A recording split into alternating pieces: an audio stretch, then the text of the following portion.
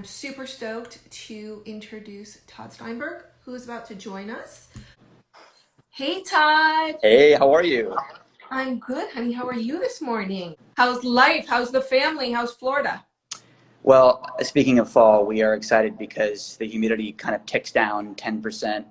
Will you tell us a little bit kind of about you and your story and how and why you started Komuso Design? I would love to, and thank you for having me and for allowing us to use your platform to talk about breath, right? Because We're family. yeah, right? We're the Shift family. So, it was a few years ago, and my wife and I, we're stressed out. We both had fast-paced jobs, and we were trying to learn how to meditate. And in that process, it became more of a chore to try and learn this thing. I mean, I had one of my best friends who's a psychotherapist sat us down and on the floor, Indian style, back straight, and I'm not a flexible person at all. So immediately pain. So he's like, all right, inhale deeply for 8 seconds and then exhale for 10. And I'm like, look, Daniel, I can barely sit up. I'm just thinking about like my back, and you know what? Maybe meditation's just not for me. So he's like, no, I'm not giving up on you. I have a trick. I didn't want to resort to this, but I have a trick. And he just so happened to have like some Dunkin' Donuts coffee in his office, and he gave me a straw, and he said, just breathe through the straw for 2 minutes, just 2 minutes, and let me know how you feel after that. And really, what it was is exhaling through the straw to extend the exhale. And I kid you not, it was after those 2 minutes that the experience that I felt was, I kind of say it was like walking into a hot tub. All of a sudden, it was my muscles felt looser, my heart rate lowered, my mind became clear, and everything just kind of slowed down. So we looked at the straw. We're like, wait a second, this is a big deal. Like, I know it sounds silly. It's a little hollow tube, but what if we could wear something like that? And what if we had access to power, access to use the power of our breath more? And that's when the shift was born, at least our shift. Talk to me about the shift. So I like the word too, not only because it embodies what we're both doing, but think about the definition of the shift, right? It's not, Mhm. you're not jerking forward, you're not leaning forward. It's just a drift. Well, we saw that as an opportunity to show people that, hey, like your breath matters, and it's not just, take a deep breath like we were told in elementary school. But how do you take that breath? I was never taught that. And when fight or flight kicks in, when your amygdala, we can get into the science later, but when the amygdala senses these dangers, it alerts your nervous system in a way that, your autonomic nervous system, it either helps you or hurts you in certain situations. And we're just too focused on fight or flight now. So anyway, we go back to that day in that office, and we just thought to ourselves, this is a product like this, we should wear this. So we said, okay, let's get to a beautiful minimalistic tool that we're proud to wear, yet is also has a utility. It's just, hey, it's taking your breath from where it could be shallow, where it's hurting you, to longer and where it's helping you. So you want to go from fight or flight to rest and digest, and your breath is able to do that in a matter of 90 seconds. This is something that we always laugh about because it's so simple, yet it's so powerful in what it represents and what it actually does. You have the power to control how you feel, and you have the power over your mind, but it's so intimidating to try and get onto a wellness routine, right? Like, what do you have to do? You have to read all these books, you have to get on a special diet, you have to go see someone 3 or 4 times a week, you have to do yoga every day, you have to meditate. It's like, what if the first step is just breathing, right? Just, hey, let's make it digestible, let's make it easy, and let's make it practical. So it's just, hey, let's just focus on your first breath. Albert Einstein said that the most powerful force in the world is compounding interest. It's true. Just do one thing every day, but a little bit better, maybe a minute more every day, Amen. focus on something. And over 6 months to a year to 2 years to 10 years, you're going to look back and say, whoa, I've really come so far. And what doesn't help is technology, right? It's the pings, dings, and rings that just boom, boom, boom. It's like all day you're activated. We weren't meant to be like that, and that's why we borrowed this ancient culture from the Komuso monks of 17th century Japan, where they were able to reach peace of mind. They didn't have smartphones, they didn't have Wi-Fi, No. they didn't have apps. They just had their breath, and they had a tool. It's called the shakuhachi that they played. It was a flute that would guide their breath, and it would make them present. And they even wore, it's really funny if you Google it, the Komuso monks of Japan, they wore these baskets over their head, and it would be in an effort to reduce their ego, right? It's like, Right. I'm not this person, I'm just this feeling. And there's something so pure about that. So we're on a journey to find truth, and that truth is kind of uh, ask yourself what's going on in your mind, right? I think like the cornerstone of what we're trying to improve is your conversation with you. Well, and another thing is kindness in a way is truth. No one's asking you to spend 6 hours a day talking to a therapist or in deep meditation or in therapy or sorry, in yoga, but it's more just take some time. And man, if I could challenge anyone, Just take 5 minutes. yeah, but 5 minutes to just do nothing. Just sit, no noise, no iPods or phone or TV or radio. Just sit or walk and just have nothing around you. And you'll be surprised at the end of the 5 minutes, you'll end somewhere where you didn't think you were going to end, and it was like, wow, I didn't think that was possible. And if you have the opportunity, do it in nature because it is a more profound experience. You're able to kind of unleash things that you didn't realize were possible. I know you guys did, I don't know if you launched them that yet, but I know we were talking that you have a couple new products that you're launching. So we launched the necklace about 3 years ago. Oh, And yes. this has been like, I mean, we have one product, right? That's it. And it's like that has taken all of our time because there's so much involved in just one thing, right? Just one product. We wanted to do it right. And it's crazy because we've affected so many different people's lives. And we have professional athletes using this down to, um, you know, uh, our family that we never thought kind of made fun of us at first. Like, what are you doing? Are you okay?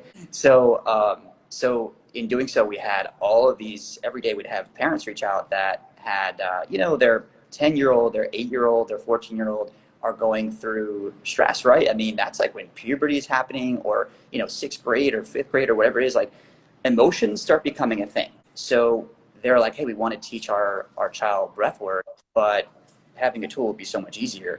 So we made a children's version of the shift, and that's due out in like weeks. We're just waiting on the final prototype, and we're really excited about it because it's got like different colors, that it's easier to wear. Like this is a chain, but the children's version has got like a softer cord. It's a little bit shorter, so it fits their torsos better. But how cool would it be? At least this is our hope, is that we're able to affect and invest in a new generation of people. That like, what if we all invested like, younger Yeah. in becoming more empowered of our emotions through breath? It's so awesome that you're doing it for kids. And it's so ironic because I had a conversation with a friend of mine that I also work with.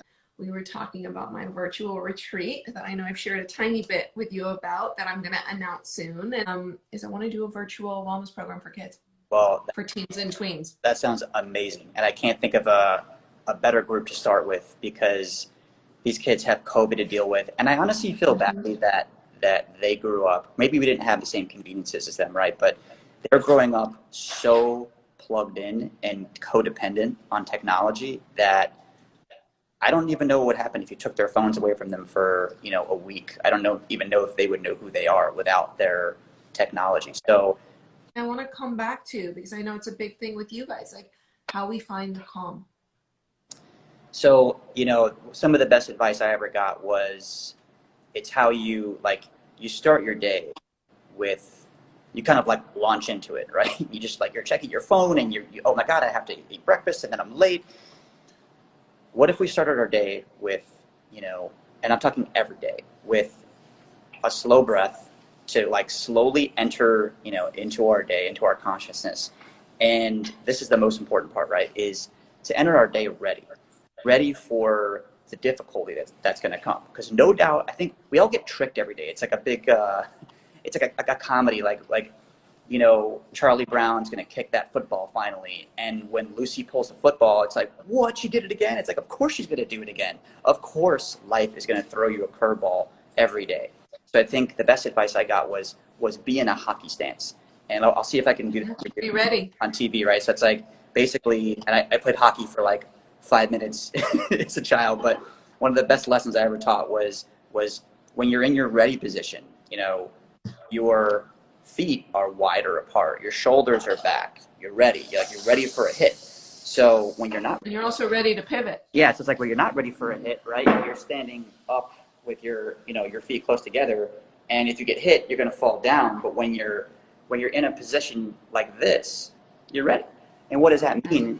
It means that you're going to get hit, right? And when you get hit, you're in a position where you're ready for it. You're not worried about it all day. But if you enter your day with an expectation of, I'm going to get hit today and it's going to be okay because I'm ready, then when that happens, you're like, oh yeah, there it is.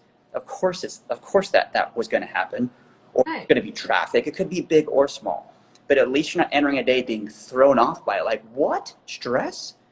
How does that possibly? How'd that happen? Right. Is that a new thing?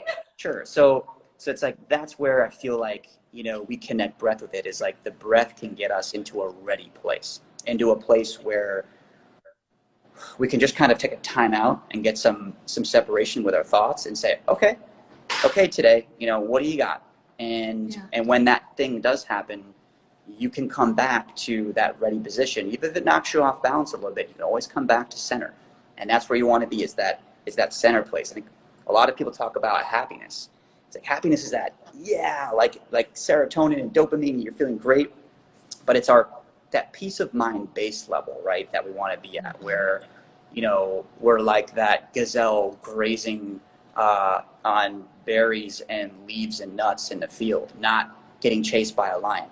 So Right. find your baseline, you know, and I know we got kind of off track here, but I feel like most people are chasing happiness, not their baseline.